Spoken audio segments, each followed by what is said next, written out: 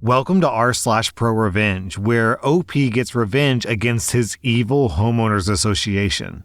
Our next Reddit post is from BB Keys. When I moved into my suburban neighborhood, I expected peace and quiet. Instead, I walked into a petty dictatorship run by our HOA President, Todd. Todd was the worst kind of leader, the kind who loved power but hated accountability. He enforced ridiculous rules, like fining people $200 for leaving their trash cans out 1 minute past 9 a.m. But he blatantly ignored the rules when it suited him. His own yard was a mess of unpermitted structures, and his fence was taller than allowed by city ordinances. But Todd's true sin was using the HOA as his personal piggy bank. At first, I tried reasoning with him. My fence was slightly off color because the approved stain wasn't available, and he fined me $500. I explained, provided receipts, and asked for leniency. Todd smirked, said, "Rules are rules," and walked away. That's when I decided that I would take him down. Not with screaming or public arguments, but methodically, legally, in a way that he would never recover from. Step 1. Become the inside man.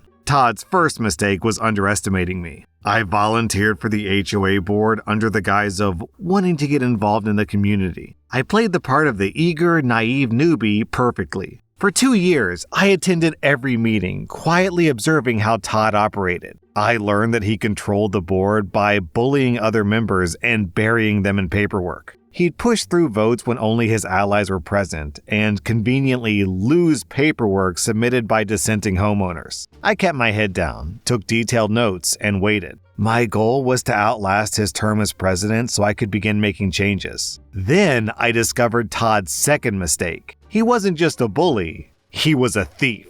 Step 2. Follow the money. Todd loved to brag about how he kept the HOA's finances in order, but something didn't add up. The annual HOA fees were high, much higher than in smaller neighborhoods, but the common areas were falling apart. The pool was closed half the summer due to maintenance issues, and the landscaping looked like it hadn't been touched in months. I started digging. As the HOA treasurer, Todd had access to all the accounts, but he was notoriously cagey about sharing financial details. I asked for a budget during a meeting, and Todd laughed it off, saying, "Don't worry, I've got it under control." I filed a formal request for the financial records, which, under HOA rules, he was required to provide. Weeks went by with no response. That's when I started talking to neighbors. Turns out, I wasn't the only one suspicious. Over a dozen homeowners had requested access to the budget over the years, only to be ignored. One neighbor claimed that Todd had used HOA funds to install a new patio at his house, while another swore that he had seen Todd's kids at the community pool during its maintenance closure. Armed with these suspicions, I filed a formal complaint with the HOA board, forcing Todd to provide the records. He stalled, but I wasn't backing down. Step 3. Build the case. When Todd finally handed over the financial documents, they were a mess.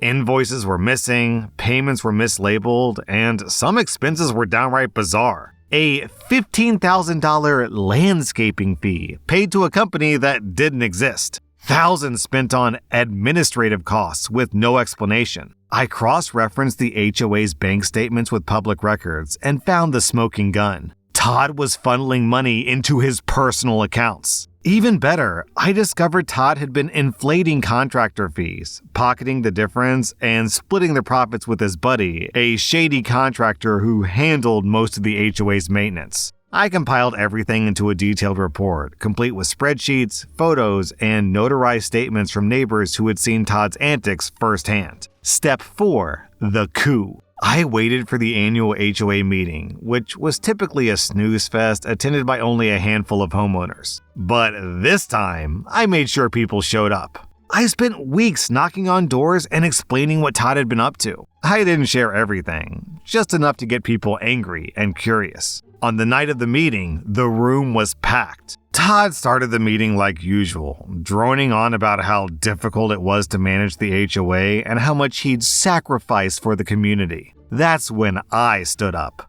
I calmly asked if he could explain some discrepancies in the budget. Todd laughed nervously and said, "I don't think this is the time or place." I replied, Actually, Todd, it's the perfect time. I handed out copies of my report to everyone in the room. The mood shifted instantly. People started reading, whispering, then shouting. Todd tried to regain control, but it was too late. I called for a vote to remove him as president. By the end of the night, Todd was out. Step 5, the final blow. After Todd was removed, we hired an independent auditor to go through the HOA's finances. They confirmed everything. Todd had embezzled over $50,000, mismanaged tens of thousands more, and committed multiple counts of fraud. We reported him to the cops and filed a civil lawsuit to recover the stolen funds. But it didn't end there. Todd's shady contractor buddy was also exposed and banned from doing business in the county. Todd had to sell his house to pay restitution and legal fees. His name became a running joke in the neighborhood, and no one would touch him professionally. With Todd gone, we restructured the HOA to prevent another dictator from taking over. We implemented term limits, required multiple board members to approve financial decisions, and created an online portal so all homeowners could access budgets and meeting minutes. The aftermath. Every time I walk past Todd's old house, now owned by a lovely family, I smile. The pool is open, the landscaping is beautiful, and the HOA fees are lower than ever. Todd, meanwhile, moved to a neighboring town where he reportedly tried to join another HOA board, only to be laughed out of the room when someone Googled his name. Justice wasn't just served, it was plated, garnished, and savored. Our next Reddit post is from my posting name. This happened about 5 years ago when I was selling cars on a Saturday, just before lunch. I sold a car to my first customer of the day, and any car dealer will tell you that if you can get one sold before 11 a.m. on a Saturday, you should almost be mad if you don't get a hat trick, which is 3 in one day. At my store, a hat trick lands me a bonus of $150. I'd already gotten some free money in the morning meeting for a couple of perfect surveys, and my sale was the first one of the day for the store, which happened to be a spiff that day. So I'm riding high, having already put $500 in my pocket before noon, with a real shot at doubling it before they turned out the lights. It's gonna be a good day, I thought. I just finished stocking in my fresh trade and collecting my first sales spiff while the receptionist comes to my desk. Hey, OP, you're really good with weird, angry, and weirdly angry customers, yeah? Wonderful. Yeah, I guess that's me. What have we got? The receptionist points out a pair of angry-looking customers. I sigh, put on my sunny customer service face, and greet the couple. They're older, but not old, probably mid-50s. They're aloof and condescending as I bring them to an empty desk and offer coffee. They scoff and decline until they see the big, fancy cappuccino machine. The wife looks at me expectantly as I sit down, so I invite her to help herself and reassure her that it's a very intuitive machine with several options, but I'll be happy to help if she has any problems. The husband of the pair hands me a folder. Inside is a printout from our website. I'd like to purchase this truck, please, at the advertised price, he says. I say, excellent. Before we discuss rebates, let me double check that we still have that vehicle in stock. It'll only take a minute. You don't know your own inventory? This is very unprofessional. Hey, honey, he says he probably doesn't have it in stock. Looks like we might have come all the way down here for nothing. The wife says, that would never happen over at Volvo. This is gonna be fun. I mindlessly apologize and explain that we have 18 salespeople and over 650 cars on the lot at any given time. And we sell 250 cars a month, so inventory management is literally a full-time job as I check the key track, see the key is still checked in, and politely excuse myself to pull the truck around. In retrospect, I wish I'd paid more attention to the listing, as it would have saved some pain, but I just pulled the stock number, verified availability, and pulled it around. I said, all right, let's take a look. They follow me outside and I start my walk around. This is the wrong truck. This is the wrong truck. I told you were asking for trouble trying to buy domestic. I told you, honey, a damn Volvo won't pull the camper. This is what we need. I say, what do you mean? This is the truck from the listing that you gave me. Christ, no it's not. The listing I gave you is for a white, long bid King Ranch. This is a silver XLT. I get that reading is hard, but you'd think that even a domestic car salesman would know his colors. I say, first of all, there's no such thing as a $30,000 King Ranch, and you clearly know that. Second, I don't appreciate being insulted. Clearly there's been a mistake. Let's go back inside and figure it out. You have to honor your advertised price. It's the law. My wife is a lawyer. I'm a lawyer and I'll eat you alive. Look, there's no need to get hostile. I don't get paid unless you buy, so it's in my interest to work this out. I assume our web developer made a mistake with the pictures, but let me investigate and we'll go from there. As I suspected, every word of text on the listing pointed out an XLT, as did the window sticker link. The web guy just mixed up the pictures. I found the truck that was pictured, which had a sticker price that was $20,000 higher, with fewer rebates. I printed both stickers and the fine print disclaimer at the bottom of every listing and spent 20 minutes explaining, trying to talk sense, and fielding a myriad of threats and insults. At this point, things have gotten nasty, and I was ready to fire them. But when I went to grab the stickers, the last thing I heard from the desk was, "Don't you dare cut those buttholes loose. Sell them a truck." I take it straight to the general manager at this point, who comes out, takes one look at these people, decides it's not worth it, and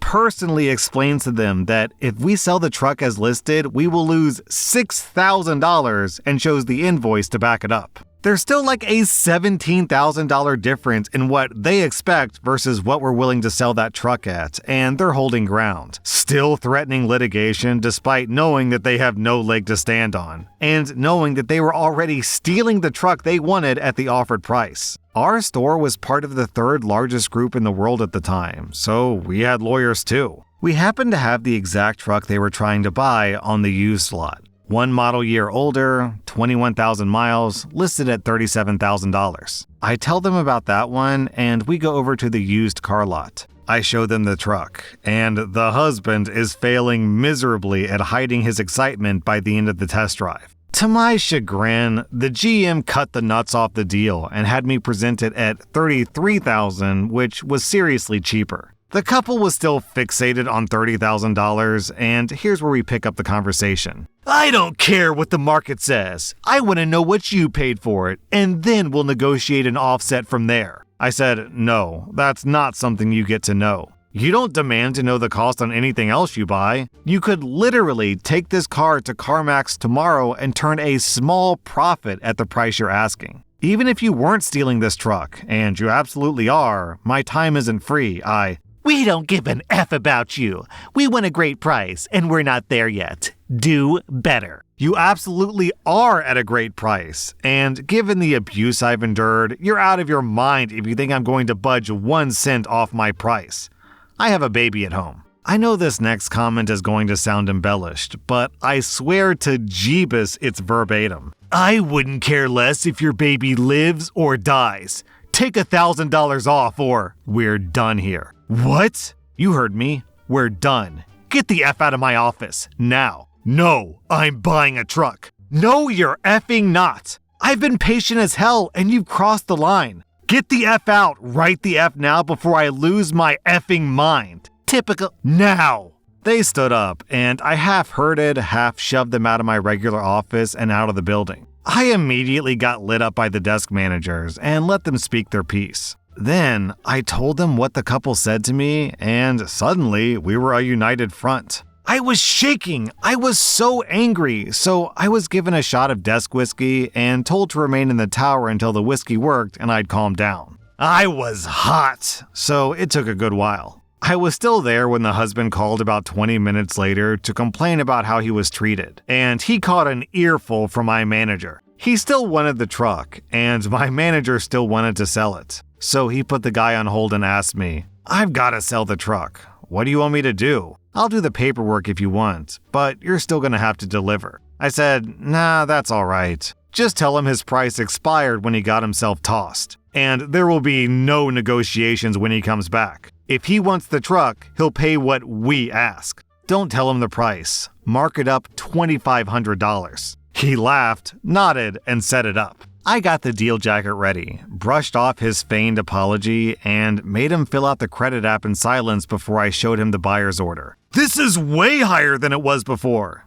Yes, sir. It is. Sign here. Why? Butthole tax. Sign or go home. He glared at me. I stared into his eyes and didn't say a word for a good 30 seconds. Then he picked up the pen and signed. I remained cold but professional through the delivery, and I managed to treat him like any other customer that I didn't particularly like with my sold follow-up. He remained a butthole every time I spoke with him, but he ended up inadvertently being my biggest source of referrals. Evidently, he told everyone he knew about me charging him a butthole tax. And he was such a notorious butthole that it made his circle want to buy from me. Over the next year, I sold 7 cars to people he knew. If anyone's interested, I did make my hat trick that day, but it didn't come until shortly after close. That was r/Prorevenge, and if you like this content, check out my podcast where I publish the exact same episodes. Also, hit that subscribe button because I put out new Reddit videos every single day.